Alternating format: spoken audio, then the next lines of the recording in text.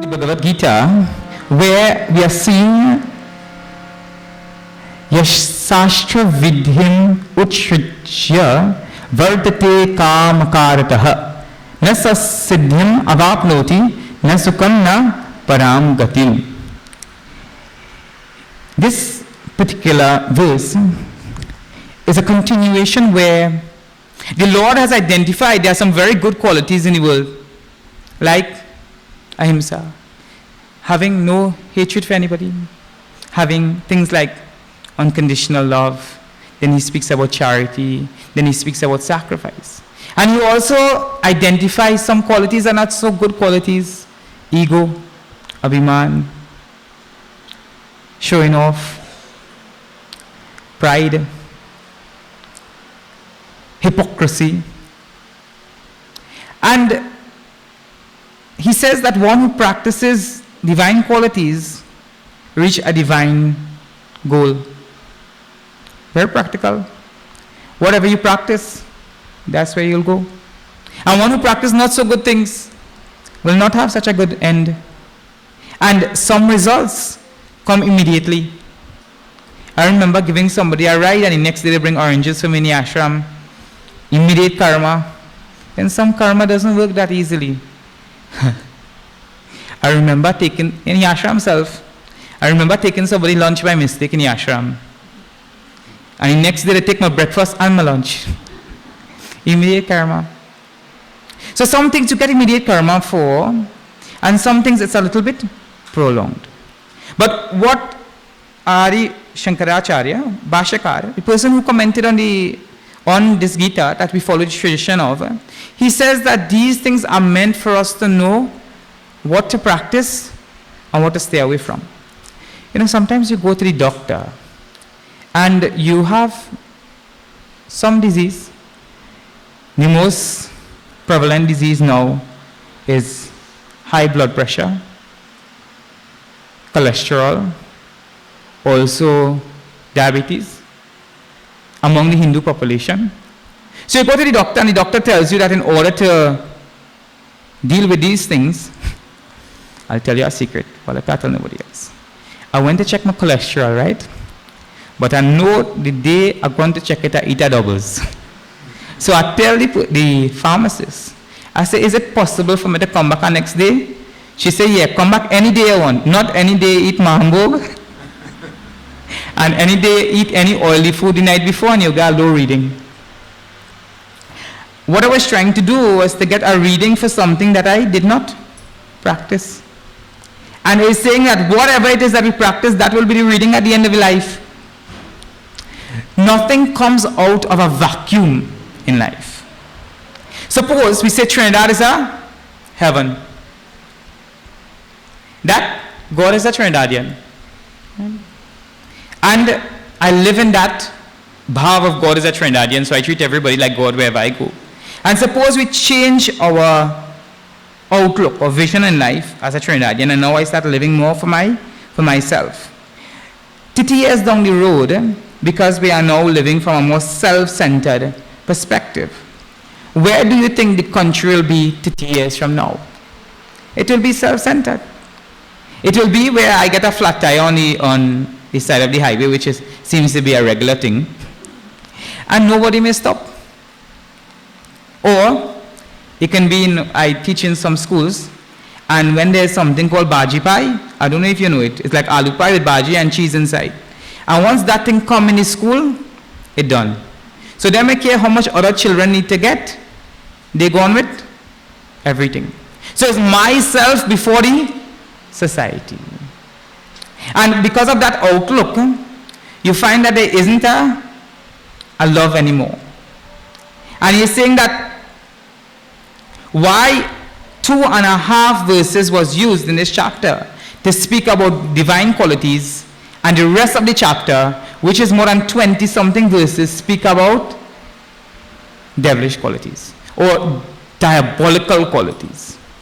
Because we as a people move easier towards those things that are negative. And it says, in this particular verse, Yasashtra Vidhyam Uchrajya, who having cast aside, Uchrajya means to cast aside, renounce, the scriptures. So, when I was reflecting on this particular point, I have one Gurubai in Florida who his immediate acharya there told him to not do a particular thing. And so he wanted to buy a piece of land or he wanted to buy a car as the case may be, and his guru told him, no, that's not for you. And 4 times he didn't buy it. So he accepted the words of the teacher versus his own desire. And many times what we do is we accept our desire above what the scriptures say. So the doctor tells you, because you're suffering with high cholesterol, when you pass Devi, although the car have an automatic GPS to turn in and stop on its own, but the alupai stall, don't stop. Although it is that when everybody else go, these fast food plates in the night, and you're suffering with cholesterol, you're not supposed to eat more than 2 slices of pizza, but we still do. And it says here that Yash Sastra Vidhi, the rules or the protocol of the Sastras. Sastra means scripture, right? So, or Sastra also means the science. So the rules of scriptures we renounce. We put aside. And what do? Vartate kamakarataha. And because of desire, we do not follow what is right for us.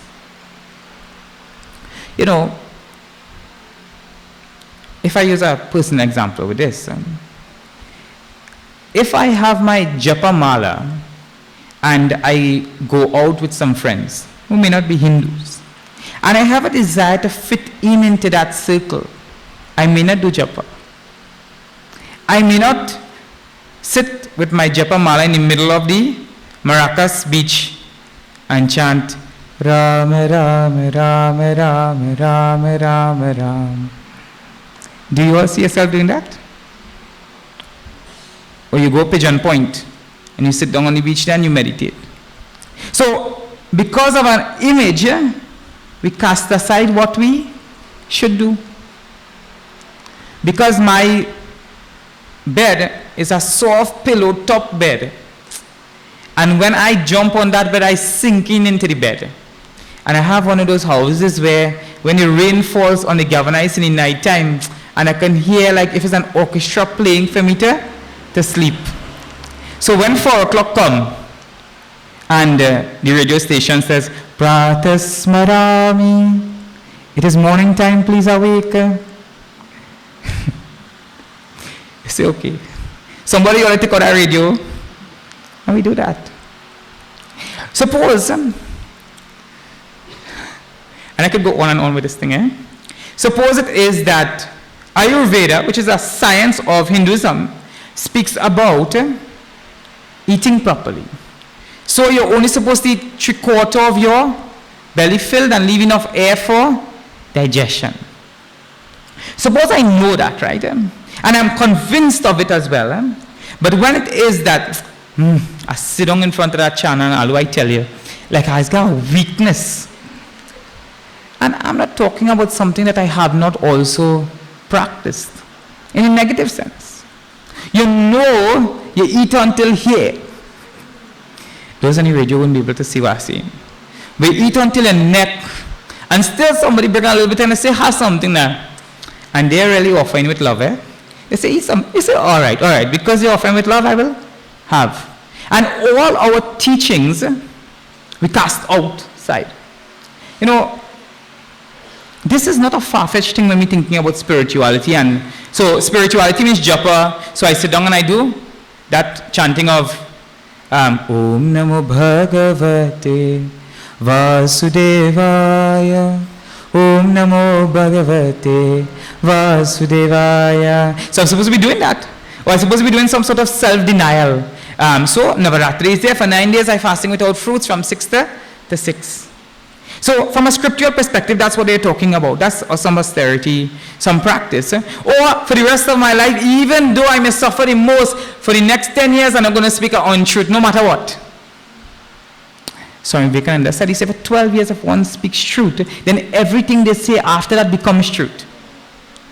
Every single word they come. So you come to them and you ask them for something, that becomes truth. Whatever he says then becomes truth.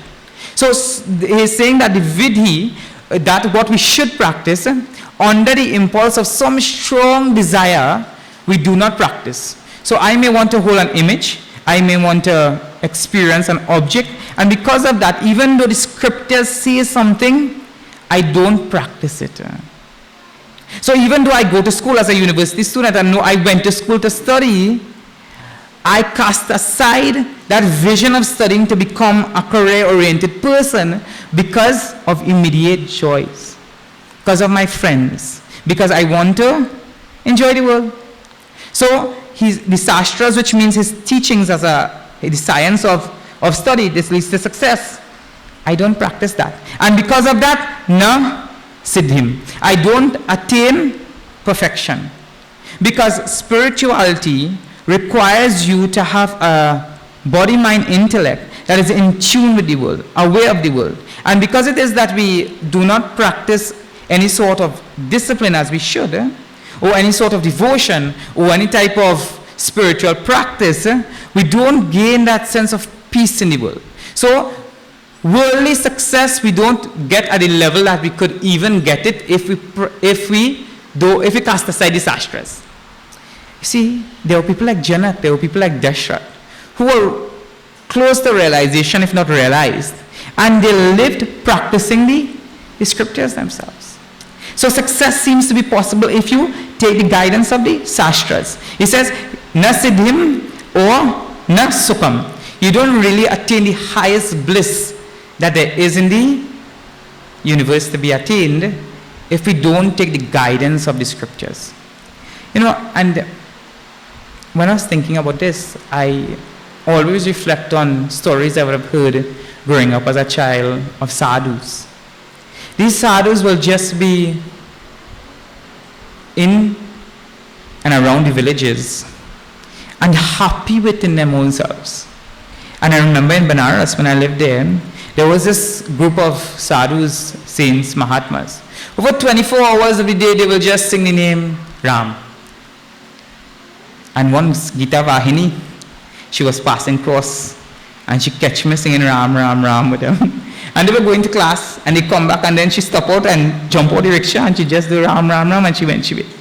But it seems that the happiness that we seek from an object in the world, we do not realize that no matter the amount of objects that we add up, it cannot give us the joy that comes from a relationship with God. Hanuman ji, mere man mein Ram, tan mein Ram, rom rom mein Ram ne. My mind has Ram, my body has Ram. So that's a perspective of bhakti. The Lord pervades my entire being and He can feel that. He can feel the joy, the sukham that comes from that. We feel joy from an object. And if the object isn't there, we feel sorrowful.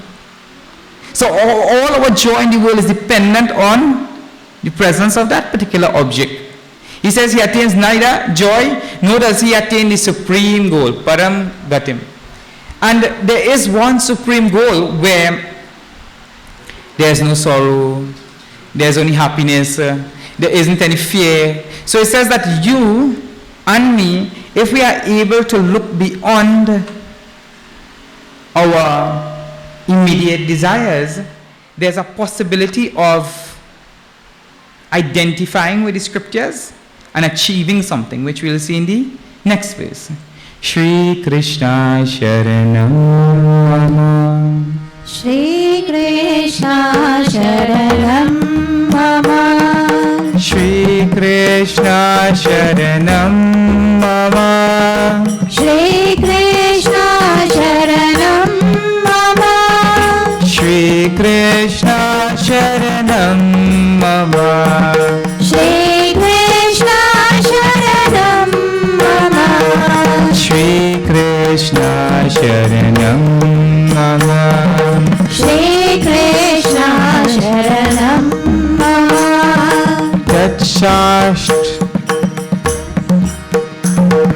Tasma Sashtra Pramanam Te Karya Karyamavastito. Shri Krishna Sharanam Mama. Shri Krishna Sharanam Mama. Jnatva Sashtra Vidanokam Karma Kartumiharhasi. Shri Krishna Sharanam Mama. Shri Krishna Sharanam Mama. Shri Krishna Sharanam Mama. Shri Krishna Sharanam Mama. Shri Krishna Sharanam Mama. Shri Krishna Sharanam Mama. Shri Krishna Sharanam Mama. Shri Krishna Sharanam Mama. Shri Krishna Sharanam Mama. Shri Krishna Sharanam Mama. Sharanam Mama. Sharanam Mama.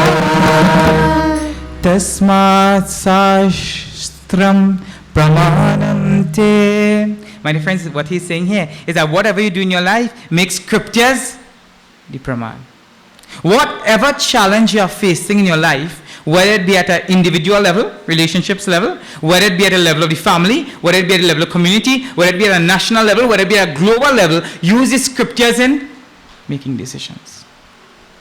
And here I think it's a very bold statement as well, because it indicates that the Vedas, which is our source of inquiry, sit and we study the Vedas and we study scenarios, as a lawyer sits and he studies scenarios that would have happened in previous cases. We study previous cases that would have happened and our ability now to make decisions based on those cases. Because some saints, some sadhus, some tradition would have ruminate over this particular circumstance and then come to some logical conclusion. So that's why even our book written by Adi Shankaracharya, Sadhana Panchakam, starts with that same first line. Vedo nityam adiyatam tadaritam. Vedo nityam. Study the scriptures daily. Get into the habit of reading the scriptures on your own. Why? Because we're forgetful by nature. You could tell me what you eat last week, Wednesday, lunchtime. You know how you could tell me that? If you only eat rice and dal and bhaji every day. If you asked me that question in India, I could tell you, because nearly every day we used to get rice and dal and some tekari. See, because we forget the highest state that we could possibly act at. You know, there were certain times in life that without objects you were so happy, so peaceful, right? So it says that the Shastras being the authority, because what happens is our intellect sometimes becomes clouded. When we sit in the world, sometimes our intellect, because of some, for instance, even for us, when we go to lecture, one day if we are very, we are doing missionary work outside and going to schools and talking to people about their problems and all of that, we may sit to lecture, and when we think about the verses, nothing flows. Because we are not really in tune with what that is saying to us. And each one of us, whether you are brahmachari, which is my stage of life, or you're grihastha, householder, vanprastha, you're packing up your book and bag from the table going to retire, or whether you're sannyasi, the scripture has equal relevance to you wherever you are. Whichever ashram of life you are in, you're a student, you are householder, you are retiree, you are sannyasi. Arjuna was a sannyasi or what? Sometimes people tell me, oh, they have nothing to do, look at sitting and talk scriptures. That thing is getting me mad. And madness has a place. Not madness, anger. Because madness has no place. Anger has a place in society as well. He says, anybody who speaks negatively against the Lord or your guru, you could cut off their tongue. Tulsidas says that. Calm also has a place. You see, earlier they were speaking about anger doesn't have a place. Calm also has a place. Only desire one thing. Only desire relationship with Lord. Lobha has one more place. Today I do 10 Japamala. Tomorrow I'm going to do 20. So I have a greed for subtler things, to understand the scriptures more. So he's saying here in this particular verse, let the scriptures be your authority. And when I was thinking about this verse, our Gurudev was so clear in his vision, and I hope that people who are in charge of mandirs have this type of vision. You know why? If the scriptures are authority, if I fall off the face of the earth, Puja Gurudev is on the face of the earth yet? Again, no. He died in 1993, this good-looking fellow, who I am a disciple of. See the resemblance? You see, he also, because he made the scriptures his authority, in his absence, things went on like normal. And that's when you teach your children, you show them where the authority is, show them what the Ramayana says, show them what the Bhagavad Gita says, show them where the source of the knowledge itself. Because Sastra is that which protects. You study the Sastra for long enough, and the words themselves will come out of the scriptures and guide you when you are having a difficult situation. And one of the previous acharyas spoke about it on one of the recent nights. They says that the Sastras are not limited to anybody. That we should always remember. We have a right to study the scriptures. Not only a right, we have a duty as well to study the Sastras. And when we should give up the Sastras, Adi Shankaracharya says in another place, he says when you have realized God. When you are 100% peaceful with yourself, you have no use for these books. I look forward to a day that I could take this Bhagavad Gita and offer it to the Ganga. And say, Krishna Arpanamastu. The same book that we put into the cloth and we put onto our bookshelf, there will come a time in our evolution that we wouldn't need the book. Why? Because your life itself will then become Sastra. Your life itself will then become the authority. Your life itself will then become scriptures. This says those realized masters, they never go against scriptures. So listening to the words of a great Mahatma or a great saint is just the same as listening to the words of the scriptures as well. One other thing that must be spoken about before we go on. Sometimes we don't like what our parent tells us. Nah? Nyatva sashram vidanuktam karta kartum iharhasi. It says, having known what has to be done, what is your obligations, and what you should stay away from, having known them, practice them. And sometimes we know things, but we don't have the inner stamina to do what is right. But he's saying that take the scriptures as your source of inspiration. Ramakrishna Paramahamsa, one great Mahatma. Ramana Maharishi, the next one. Tulsidas, Swami Chinmaya, Swami Shivananda. All these people believed in the bhal, in the strength of the scriptures. And they lived according to scriptures. And I am challenging us that though we may not see the vision of the scriptures today, if we live according to its vision, it will reveal itself to us. When you sit into a university and you're sitting for your first class in chemical engineering, you don't know anything about chemical engineering or medicine. You don't know anything about it, but you stay on for the whole course of the duration of the course. And then you come out with your degree. What we are saying is that this book, Bhagavad Gita, gives us the ability to gain that same peace if we study it in depth and give our life state. Knowing is not doing. We know many things. I know the scriptures. I probably know every verse of the scriptures, or I'm aware of every verse of the scriptures. But there's a difference between both. Because I can know of that and not that. I could know of japa and not do japa. And this is so stark, and this is from my own experience. I could know of the benefit of Kashi and not do japa while I'm in Kashi. And I did that. I knew of Kashi's greatness, but still I couldn't bring myself at that point in time. And today, if I'm given an opportunity to go back to Kashi, I will go. Just to do japa. But when the time was there for me to know and do, I didn't do. And many of us know things that we are supposed to be doing. And there are little things as well indicated by Sastra. Annam Brahma, your food is God. So every single time before you eat food, you offer it to God. You see God in your food. Or Om, all letters come from Om. So every time I see a letter, I remember Om. Sarvam Kalmiram Brahma, everything that I see is Brahma. We know it, but we're not able to bring ourselves to a state of practicing it. And the breakdown of our society starts where we know what we are supposed to do and we don't do it. A parent tells a child he's supposed to study, he doesn't study. A parent knows they are supposed to take care of their children and still they go out and do other things. We know we are supposed to send our children to, and all these things are Sastra because it's given in the Sastras. We know we are supposed to send our children to some institution to learn the scriptures, and still we don't. You see, when the rules we ourselves don't follow, think about nation building.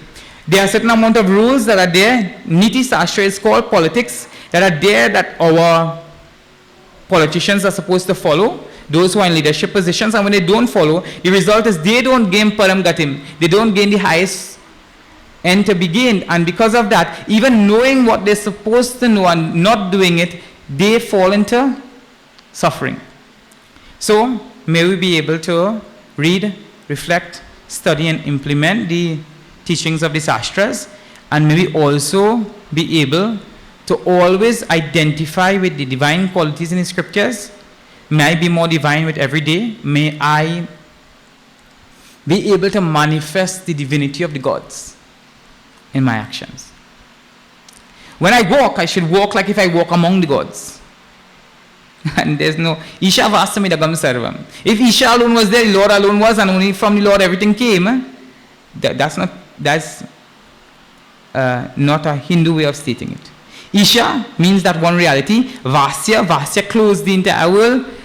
Idagam Sarvam, this and also that, everything you see, He is everything. And if He is everything, then wherever I go, I'm supposed to see God in everything. Understanding with that reality, whenever I see negativity, I'll understand I see negativity because I have an aspect of negativity within myself, and I also will strive to divinize my entire being. And we move on from chapter 16 to chapter 17. Shri Krishna Sharanam Mama. Shri Krishna Sharanam Mama. Shri Krishna Sharanam Mama. Shri Krishna Sharanam Mama. Shri Krishna Sharanam Mama. Shri Krishna Sharanam Mama. Shri Krishna Sharanam Mama. Shri Krishna Sharanam Mama.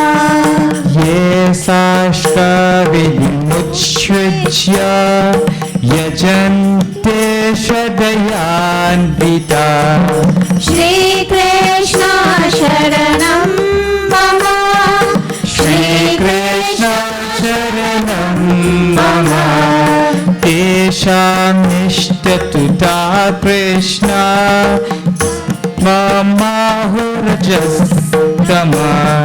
Shri Krishna Sharanam Mama. Shri Krishna Sharanam Mama. Tesham Nishtatuta Krishna Sattvam Ahurajastamaha. Shri Krishna Sharanam Mama. Shri Krishna Sharanam Mama. Shri Krishna Sharanam Mama. Shri Krishna Sharanam Mama. Sharanam Mama. Sharanam Mama. Shri Krishna Bihari Lal Ki Jai. Ye Sashtra Vidhim Utshrijya Yes, Ashtavidamuchujya, casting aside the sastras, those just who just pray to you alone.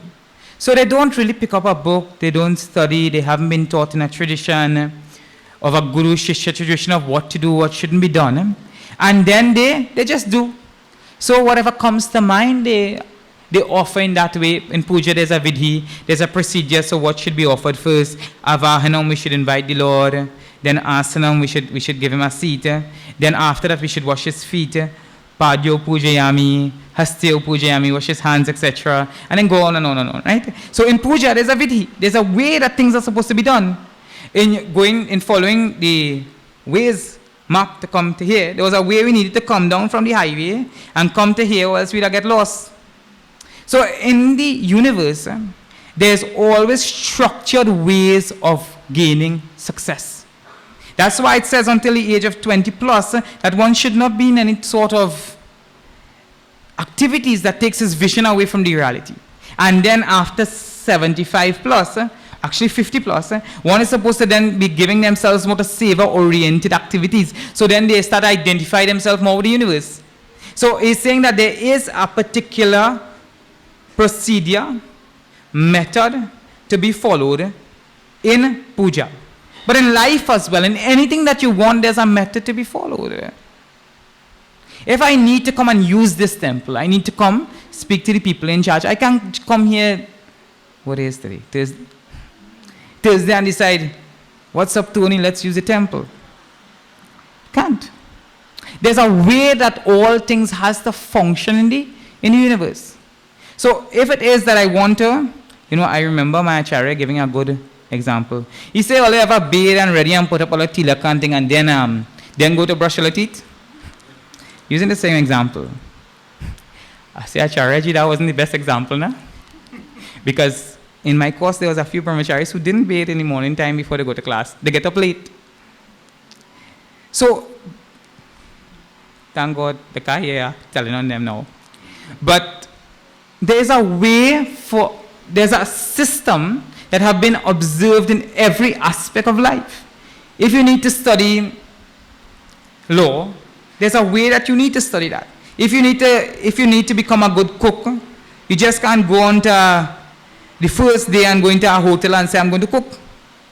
You need to start to go as sous chef, as they say, and cut up vegetables, etc. So in everything in the universe, there's a way that, there's a vidhi, there's a structure in the way that things should be done, right? So those who have faith, Arjuna is asking the question, these people have a lot of faith in you, God. They love you so much. And they practice, but it doesn't quite follow scriptures. So what happens to them? Where do you class them in the as in strata of society? Do you class them as being sattvic? Do you class them as being rajasic? Or do you class them as being tamasic? Do you class them as being purist? Do you class them to be of darkness? I mean, they don't really know much what they're practicing, not the highest stage. Or do you consider them to just be activity oriented without achieving much in life? Let's hear what Shri Krishna says. Shri Bhagavan Uvacha Shri Bhagavan Uvacha Trivida Bhavati Shraddha Trivida Bhavati Shraddha Dehinam Sa Swabhavaja Dehinam Sa Swabhavaja Satviki Rajasi Chaiva Satviki Rajasi Chaiva Tamasi Cheti Tam Shrinu Tamasi Cheti Tam Shrinu. So, in this topic, we have who can very well be our ancestors being discussed here. People who came, remember when they came, they didn't walk with all their books. They lost some on the Kalapani coming. They also didn't know procedures too much. Like, in chanting there's intonation and where you should stop and where you should go. Om Sahasra Shirsha Purusha Sahasraksha Sahasrapat. Like that. They probably didn't know that. They didn't know what should be offered when. They didn't probably know. I remember going to a temple and I saw somebody doing arti in the wrong direction. I saw people doing parikrama. Parikrama means you circumambulate that murti. So what he's speaking about here is not something that we can't see. There are people who don't know, and because they don't know, what will happen to them? Would they be classed as the lowest? You know, and there are some things in the universe, like you start business, and in new business, sole trader, and you are supposed to be doing your assets and liabilities, not chart, I forget the name, balance sheet, and you don't do it in the correct way. When the person who looks at your accounts comes, the accounts clerk, he wouldn't be forgiving for that. So Shri Krishna is asking, Arjuna is asking Shri Krishna, what will happen to those who don't do the correct thing but still love you a lot? Suppose a child goes to school and he has to do his maths homework and he does it wrong, but he loves the teacher a lot. Okay. Or a child who's making his father's birthday card and he spells his mother's name instead. Two scenarios, they are totally different scenarios, isn't it? So he's asking here, what happens to those people? See, in the scriptures, there are three sets of things that could happen here with people who don't follow scriptures. One is the people who know what the scriptures say and they decide they're going to follow the exact opposite. So they say for days that, for Ram Navami, for Navaratri, etc., you're supposed to fast without certain things. And that same day fast and not have any certain type of beverages. And the same day you go on you to show them that you could use man. I hear that already as well. To show them who I is, I will go and do the exact opposite. But they say here that's not the case. Or those who are, because they don't know, they don't practice. Or the other is because they know, but they're too lazy to get up and do what they're supposed to do. So everything right in the cupboard to do puja, but you say, Lord, I remember you say, Patram Pushpam Palam Toyam. Offer me a fruit or flower, na? And that's all. And then I just use that as my excuse. But here, what has been indicated too is the one who does not know and is practicing with all his love and devotion. It says here, Shri Krishna is wonderful. You ask Shri Krishna a question and he didn't give a straight answer. He didn't give, I asked him one question, what happens to these people who don't know what they're doing, but often with love? Shri Krishna doesn't answer this question, but Shri Krishna understands where Arjuna's question is coming from, and he answers that question. And that's the beauty of a teacher. The teacher is able to intuitively look at the mind of the disciple and understand his psyche to be able to answer what is required at that moment. And he says, Trivita Bhavati Shraddha. He says that Shraddha is of three types. So he is asking about what happens to these people who have one form of Shraddha, and Shri Krishna is saying Shraddha is of three types, and it is Swabhavaja. Swabhavaja. It is born from one's own nature. So whatever faith that you have, faith also is not the best transliteration for the word Shraddha. But we will see later on as we see that in depth. Shri Vida Bhavati Shraddha Dehinam. He says the embodied souls means human beings, the jivas, they all have three different types of Shraddha. So Mr. X have a different type of Shraddha, Hari have a different type of Shraddha, John have a different type of Shraddha. Right here on the stage we all have different types of Shraddha. And so it's interesting now we want to hear what are those three different types of Shraddha. He says Sattvic Shraddha, the most purest form of Shraddha. Then we have Rajasic Shraddha, which is rippled with desires. So faith that is based on desires. And then we have Tamasi Shraddha, which is dull faith. Dull or dark faith. So in each one of us, we have faith at different levels of our personality. And at the same time, in one's life, you can start at the level of Tamasic Shraddha and move to Rajasic Shraddha and then move to Sattva Shraddha. So, he himself explains it in 4. So we will chant 3 and 4, we will see 4 and then see some aspects of 3 as well. Sattva narupa sarvasya Sattva narupa sarvasya Shraddha bhavati bharata Shraddha bhavati bharata Shraddha mayoyayam purushaha Shraddha mayoyayam Purushaha Yo yat shraddha sa eva sa Yo yat shraddha sa eva saha Yajante sattvika devan Yajante sattvika devan Yaksha rakshasmi rajasaha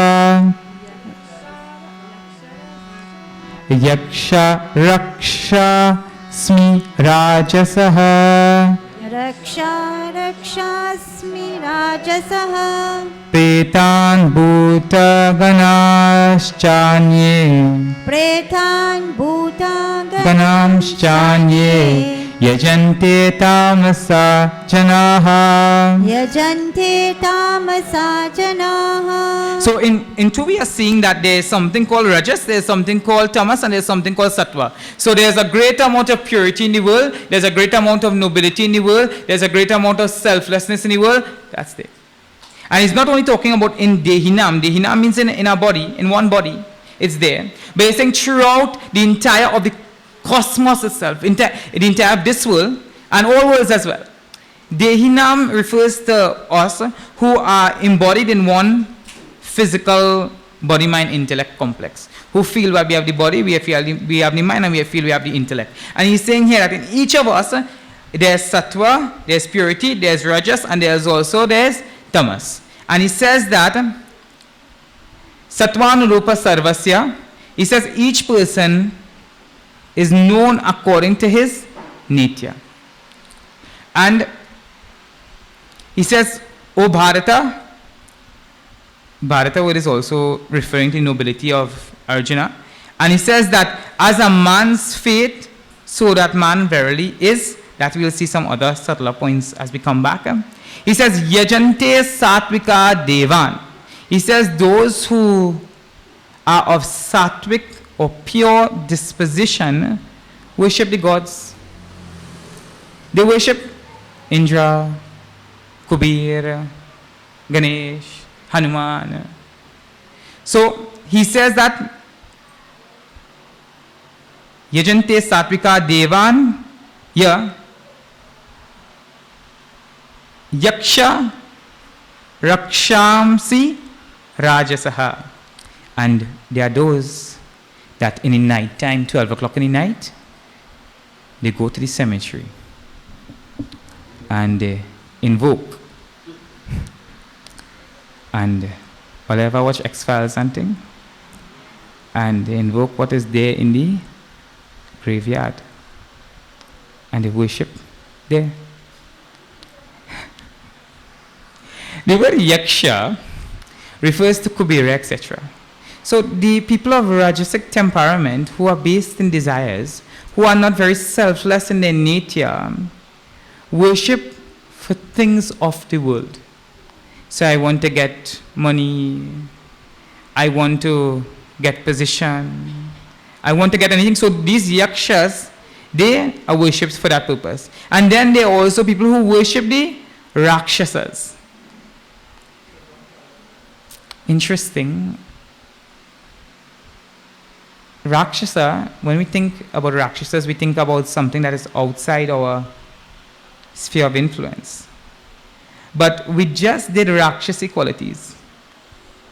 Those who possess ego, those who are self-conceited, those who are only interested in name and fame.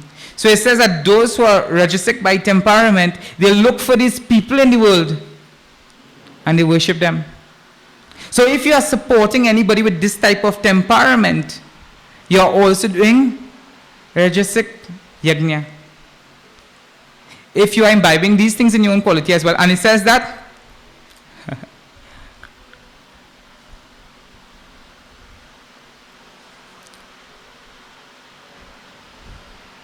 so, a little correction there.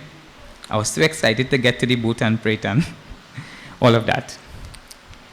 The Rajasic people worship Rakshasas, people with power, people with position, people who are able to move things in society, people who don't live according to Dharma. Ravana was one of those people. So many supporters he had. Hitler was one of those people. Remember the definition of Rakshasa?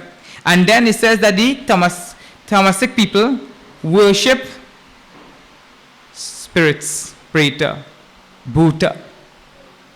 Gana, the group of Preta and Bhuta. And I've seen this as well. I've come in interaction with people who worship these things. So it's not a very far-fetched principle to say that you look at the activities that somebody performs and you can tell whether they are sattvic by temperament, they are rajasic by temperament, or they are tamasic by temperament. And I want to refer a little bit to Adi Shankaracharya's commentary dealing with this particular verse.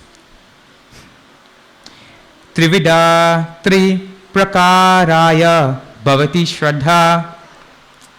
It says that the faith that you have now is born from your swabhav. And it says, what is your swabhav? So whoever you are today, whatever is your belief system, whatever your actions, janmantara krito dharma, janmantara krito dharma sansar karaha. So from your last birth, from the beginning of your last birth to the end of your last birth, is your swabhava that you bring with you, depending on your dharma, how you act in the world, and impressions that you create.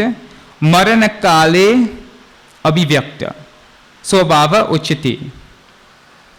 So your nature, whether it's of a noble disposition, whether it's of a selfish disposition, or whether it's of a dark or diabolical disposition, has come by your own self-effort in previous lives. The way you have lived your last life makes you who you are today. And look at your career. Look at where you are. If you are in your career and you're successful, and you say you have made yourself into somebody, it's because you have worked hard. From the starting of your birth, going to school, any child now studies for at least 21 years to reach at least university level. And it says that righteousness and unrighteousness. So however I would have responded to dharmic situations, or however I would have responded to adharmic situations, Bibhishan, Ravan, Kumbhakaran all lived in the same house. When situations faced Bibhishan, he responded in a different manner. When it faced Kumbhakarana, he surrendered to the Lord. Bibhishan surrendered to the Lord, Ravana didn't. Because in his personality, he would have responded negatively to Dharma for so long that in this present manifestation of his nature, he had no choice but to respond in that manner. So, and that's where goal determination has to be very clear. Because if I'm moving towards one particular goal tomorrow, then today also I have to be that same thing. And Adi Shankaracharya just continues to define what Rajasic faith is, and as we saw before, worshipping of the Yakshas and the Rakshasas, and he says Tamasic faith is worshipping of the ghosts and goblins, etc. And here he says that any individual is known, in verse 3 it says, Vishishta sam yakkaro peta antakara anugra anurupa sarvasya pranina jata shraddha bhavati bharataha. It says a person is known to be of a particular type of faith according to his mind. What was the question? The question was, which type of faith is better?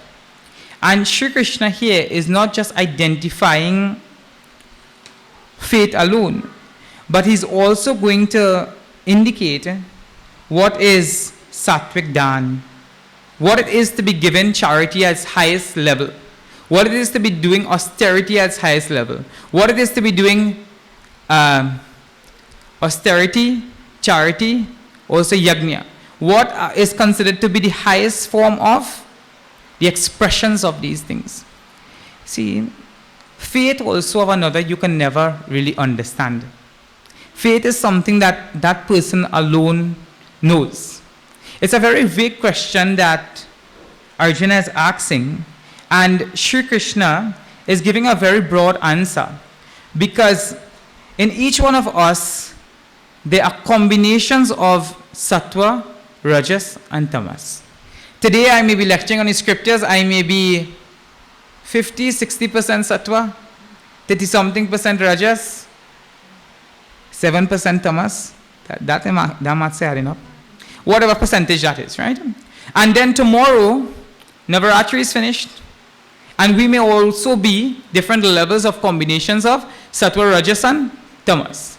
And what he's saying here is that the movement should be to be at Devi qualities that were spoken about before, and having accepted the Shastras as our ultimate goal, we need to now ensure that our swabhav, which it means that our essential nature is divine. And in order to make our essential nature divine, we need to be in tune with what is the most purest form of offering, of anything to the Lord. In closing on this particular point, Sri Krishna indicates that a man is known by what he believes in. And he gives himself to what he believes in. And it's very important for us to figure out our belief system. And when we figure that out, we are able to give our lives more to divine things. And if ever we find that we are not moving along that path of divinity, it is saying that try to worship more subtler things in the universe. Try to ruminate on more subtler points. Try to give charity, asking for nothing in return. Try to do tapasya, as it will see later on. Try to do self-sacrifice, only thinking about the nature of the entire world. And then we will reach one stage of sattva, where we will then transcend sattva itself to then rest in Brahman, the ultimate reality. Remember, the entire universe, Maya is considered to be of the gunas. So the Vedantic goal, the spiritual person's goal, is not to be sattvic. It's not to be good. I come temple and he's a goody boy. He's a good boy. I know him from a long time. That's not what spirituality requires. Spirituality requires you to go beyond your body, mind and intellect, to leave the mind itself, to sit in the seat of meditation, and you are supposed to be so pure that you actually touch the reality behind the universe itself. So any of these rajasic or tamasic expressions are only supposed to be in very small quantities. So let us hope that in our sadhana that we are able to purify ourselves to the stage where we are able to just do things from the guidance of the scriptures and do it at its purest state. And remember, at the end of the day, it's really only between you and God. Because when you give charity, nobody knows your intention in your heart but you. When you sit at that Agnikund and you say Swaha, Om Shri Durgaye Namah, Swaha, build my land, build my house, build my car, may I get plenty money. Okay, that is the case. Swaha, let all things come to the world, aha. See, you need to be careful of where your resolves are. See, this is noblest book on the face of the earth. I do encourage you to study this book a little more and make your lives more divine.